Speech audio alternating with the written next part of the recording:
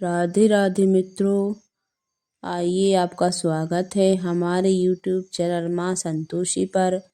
मित्रों, एक समय की बात है जब देवऋषि नारद नारायण नारायण का जाप करते हुए वैकुंठ में आते हैं। तब वे भगवान श्री हरि और माता लक्ष्मी को प्रणाम करते हुए बोले, हे प्रभु, आज मैं जब पृथ्वी लोक पर भ्रमण कर रहा था तब देखा कि कई सारी स्त्रियां अपने पतिव्रता धर्म का कठोर रूप से पालन कर रही थीं। वहीं कुछ स्त्रियां अपने पति की आंखों में धूल झोंक कर पराये पुरुषों के साथ अनैतिक संबंध बना रही थीं। ऐसा क्यों होता है? मैं जानना चाहता हूँ, आखिर सच्ची पतिव्रता स्त्री की पहचान कैसे की जाए? हे प्रभु, उसके अंदर कौन से गुण होते हैं तथा एक चरित्रहीन स्त्री में कौन से अवगुण होते हैं? तब भगवान श्री हरि कहते हैं, हे नारद, आपने समस्त मानव जाति के कल्याण हेतु महत्वपूर्ण प्रश्न किए हैं, किंतु एक स्त्री के मन को समझ पाना किसी के वश में की बात नहीं है। आपको इस प्रश्न के योग्य उत्तर देवी लक्ष्मी ही दे सकती हैं। हे लक्ष्मी, मैं आपसे निवेदन करता हूँ, आप हमारे परम भक्त देवर्षि नारद की जिज्ञासा को शांत कीजिए और उनका मार्गदर्शन कीजिए। तब देवी लक्ष्मी कहती हैं, प्रभु, आपकी आज्ञा से मैं अवश्य ही नारद जी की जिज्ञासा को पूरा करूंगी। हे देवर्षि नारद, जिस भी नारी के अंदर है 3 लक्षण होते हैं, उस स्त्री का वंश शुद्ध होता है, उसके घर पर लक्ष्मी निवास करती हैं, उस नारी के पति के साथ ही पिता के भी इन दोनों कुलों के लोगों को स्वर्ग की प्राप्ति होती है। जो स्त्रियां पतिव्रता होती हैं वह मृत्यु के पश्चात विष्णु लोक को प्राप्त करती हैं। पतिव्रता स्त्री की महानता की एक पवित्र कथा सुनाती हूँ। इस कथा का श्रवण करने मात्र से ही व्यक्ति के सभी पाप नष्ट हो जाते हैं। जो व्यक्ति ध्यान मगन होकर इस कथा को सुनता है, भगवान विष्णु उसके 32 अपराध माफ करते हैं। इसीलिए प्रत्येक मनुष्य को इस कथा को ध्यान से सुनना चाहिए। दोस्तों, देवी लक्ष्मी कहती हैं, हे देवर्षि नारद, प्राचीन काल की बात है, मध्य देश में एक अत्यंत शोभायमान नगरी थी। उसमें एक पतिव्रता ब्राह्मणी रहती थी। उसका नाम था सिवैया। सिवैया का पति पिछले जन्म के पाप कर्मों के कारण इस जन्म में कोढ़ी हो गया था, अर्थात उसे कोढ़ का रोग हो गया था। उसके शरीर में बहुत सारे जख्म हुए थे जिनसे सदा ही पस निकलता रहता था।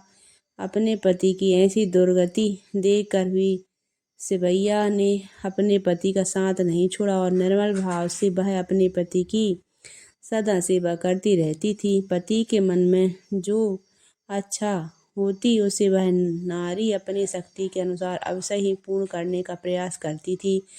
सिवैया प्रतिदिन देव पूजा की तरह ही अपने पति की पूजा करती थी और अपने मन की सभी इच्छाओं का त्याग करके अपने पति के प्रति विशेष स्नेह रखती थी। दोनों देवी लक्ष्मी कहती हैं, हे देवर्षि नारद, फिर एक दिन सिवैया के पति को रास्ते से जाती हुई एक अत्यंत सुंदर वेश्या दिखाई दी। उस सुंदर वेश्या को देखकर उसका पति काम वासना से भर गया और वह वेश्या पर मोहित हो गया। उस वेश्या के रूप ने उस ब्राह्मण को पूरी तरह से अपने बस में कर लिया। उसके रूप को देखते ही वह आह भरने लगा, लंबी लंबी सांसें खींचने लगा और जब वह वेश्या उसकी नज़रों से दूर चली गई तो वह बहुत दुखी हो गया। अपने पति की आवाज़ सुनकर वह पतिव्रता तुरंत दौड़ती हुई घर से बाहर आ गई और अपने पति से पूछने लगी, हे नाथ, क्या हुआ? आप इतने उदास क्यों हो गए? आपने लंबी लंबी सांसें कैसे खींची? आपको जो कष्ट है मुझे बताइए। जो भी कार्य हो आप मुझे बताइए, वह मैं पूर्ण करने का प्रयास अवश्य करूँगी। प्राणनाथ, एकमात्र आप ही मेरे गुरु हैं, प्रियतम है। पत्नी के इस प्रकार से पूछने पर उसके पति ने कहा, प्रिय, मुझे जो चाहिए वह तुम नहीं दे सकती। तुम ही क्या, कोई भी मुझे नहीं दे सकता, इसलिए उस पर व्यर्थ बात करना उचित नहीं है, इसलिए तुम रहने दो। फिर पतिव्रता बोली, हे नाथ, मुझे विश्वास है कि आपके कार्य को अवश्य सिद्ध कर सकती हूँ। आप केवल मुझे आज्ञा देने का कष्ट करें, मैं अपनी पूरी शक्ति लगाकर उस काम को जरूर करूँगी। उस कार्य को पूर्ण करने के लिए जो भी उपाय हो मैं करूँगी। अगर मैं आपके इस कार्य को पूरा कर सकी तो इस लोक में और परलोक में मेरा कल्याण होगा। फिर सवैया के कोढ़ीपति ने कहा, हे प्रिय, ठीक है, बताता हूँ। अभी अभी इस रास्ते से एक अत्यंत सुंदर वेश्या जा रही थी। उसका शरीर अत्यंत सुंदर और मनमोहक था, जिसे देखकर मेरा हृदय कामाग्नि से भर गया। यदि तुम ऐसा कोई उपाय करो जिससे वह वेश्या मुझे प्राप्त हो जाए तो मेरा जन्म सफल हो जाएगा। हे देवी, तुम उससे मेरा मिलन करवा कर मेरी कामाग्नि को शांत करो। पति के द्वारा ऐसा कहने पर वह सवैया अत्यंत दुखी हुई और बोली, हे नाथ, आप धैर्य रखिए, मैं आपके इस कार्य को अवश्य सिद्ध करूंगी और एक उस वेश्या से आपका मिलन करवाऊंगी। इतना कहकर उस पतिव्रता नारी ने मन ही मन कुछ विचार किया और फिर रात्रि के अंतिम प्रहर में उठकर वह गोबर और झाड़ू लेकर घर से चली गई। दोस्तों, देवी लक्ष्मी कहती है, हे देव ऋषि नारद, जाते समय उसके मन में बड़ी प्रसन्नता थी। फिर वह उस वेश्या के घर पहुंच गई और उसने उस वेश्या के घर में आंगन में झाड़ू लगाया और गोबर से लीप कर उसका आंगन अत्यंत सुंदर बना दिया और लोगों की नजर पड़ने से पहले ही शीघ्रता से अपने घर को लौट कर आ गई। इस प्रकार से उस पतिव्रता स्त्री ने 3 दिनों तक उस वेश्या के घर में आंगन में झाड़ू लगाया और गोबर से लीपकर उसका आंगन स्वच्छ किया। उधर वह वेश्या अपने आंगन को देखकर अपने सेवकों से पूछने लगी, अरे वाह, आज आंगन में इतनी बढ़िया सफाई किसने की है? जिसने भी मेरा आंगन स्वच्छ किया है, मैं उसकी इच्छा पूर्ण करूंगी। फिर वेश्या के सेवकों ने कहा, वेश्या, घर के आंगन की सफाई तो हमने नहीं की, हमारे जागने से पहले ही कोई इस आंगन की सफाई करके चला जाता है। सेवकों की बात सुनकर वेश्या को बड़ा आश्चर्य हुआ और वह सोचने लगी, आखिर कौन आकर उसके घर के आंगन को साफ कर रहा है। फिर उसने जागने के लिए रात भर जागरण किया और छिप कर देखने लगी। तभी उसने देखा कि रात्रि के अंतिम पहर में ब्रह्माणी आकर उसके घर में आंगन को साफ कर रही है। दोस्तों, देवी लक्ष्मी कहती है, हे देव ऋषि नारद, ब्रह्माणी को देखते ही वह वेश्या बोली, हाय हाय, हे देवी, आप ये क्या कर रही हो? क्या मुझ पापी स्त्री के घर आंगन साफ कर रही हो? मुझे क्षमा करो, आप यह काम मत करो। इतना कहकर उस वेश्या ने उस ब्राह्मणी के पैर पकड़ लिए और कहा, हे पति व्रत, आप क्यों मेरी आयु, यश, संपत्ति, कीर्ति का विनाश करने की चेष्टा कर रही हैं? मैंने कौन सा अपराध किया है? हे साध्वी, आपको जो चाहिए वह मांगो, मैं बिना सोचे ही आपको दे दूंगी, किंतु आपको यह कार्य शोभा नहीं देता। तब उस पतिव्रता ने उस वेश्या से कहा, सुंदरी, मुझे धन की लालसा नहीं है, किंतु ही कुछ काम है। यदि तुम करोगी तो मैं बताती हूँ, यदि तुम उस कार्य को पूर्ण करोगी तो मेरे मन को शांति मिलेगी और तभी मैं समझूंगी कि तुमने मेरा सारा मनोरथ पूर्ण कर दिया। फिर वह वेश्या बोली, हे पतिव्रता, आप जल्दी बताइए, मैं वचन देती हूँ आपको जो भी अभिष्ट कार्य है उसे मैं अवश्य पूर्ण करूँगी। माता जी, आप महान पतिव्रता हैं, आपका कार्य करूँगी तो मेरे सभी पाप नष्ट हो जाएंगे। आपके चरण छू लेने से ही मैं पाप से मुक्त हो चुकी हूँ। कृपया आप जल्दी बताइए कि आपकी किस प्रकार से मदद कर सकती हूँ। फिर उस पतिव्रता ने लजाते हुए कहा, सुंदरी, कुछ दिनों पहले मेरे पति की नज़र तुम्हारे शरीर पर पड़ी थी, जिसे देखकर वे तुम्हारे शरीर को मोह में पड़ गए हैं और तुमसे मिलने करने की इच्छा कर रहे हैं। इतना सुनकर वह वेश्या चौंक गई और क्षणों तक विचार करने लगी। उससे उस दुर्गंध युक्त कोढ़ी पुरुष के साथ संबंध बनाने की बात सोचकर बड़ा दुख होने लगा। वह वेश्या उस पतिव्रता से बोली, हे देवी, अगर तुम तुम्हारे पति को लेकर मेरे घर पर आ जाओ तो मैं एक दिन के लिए उनकी इच्छा अवश्य पूर्ण करूँगी। तब उस पतिव्रता ने कहा, हे सुंदरी, मैं आज रात को ही अपने पति को लेकर तुम्हारे घर पर आ जाऊंगी और जब वे तुम्हारे खुद से तृप्त संतुष्ट हो जाएंगे तब मैं फिर से उनको अपने घर वापस ले जाऊंगी। तब वेश्या बोली, हे पतिव्रते, तुम शीघ्र ही अपने घर पर चली जाओ ताकि कोई तुम्हें यहाँ पर ना देखे और आधी रात को अपने पति को लेकर यहाँ पर चली आओ, मैं तुम्हारी इच्छा अवश्य पूर्ण करूँगी। दोस्तों, देवी लक्ष्मी कहती हैं, हे देव ऋषि नारद, फिर वह पतिव्रता नारी अपने घर चली गई और उसने अपने पति को सारी बात बता दी कि वह आज रात को उसे वेश्या के घर पर ले जाएगी। फिर वह कोढ़ी अपनी पत्नी से बोला, हे प्रिय, मैं उसके घर पर कैसे जाऊं? मुझसे तो चलना ही नहीं जाता।